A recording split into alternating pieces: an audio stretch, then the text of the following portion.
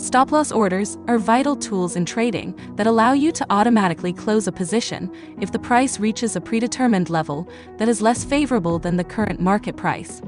These orders help minimize losses by providing an exit strategy when the price moves against your position. Let's consider an example. Suppose you enter a trade on GBP or USD at 1.3260. Suppose you aim to secure a profit of 40 pips by buying GBP or USD but are concerned about potential market reversals.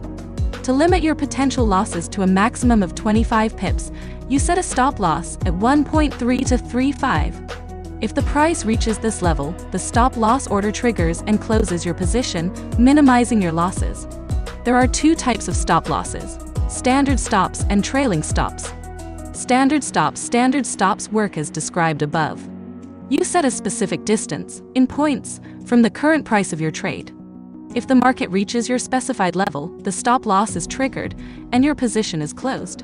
Trailing stops, on the other hand, dynamically adjust as the market moves in your favor, helping protect your profits without limiting their potential.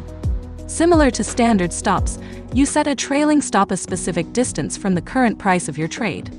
However, if the market moves in your direction, the trailing stop moves accordingly, maintaining the same distance below or above, if you're short, the current price.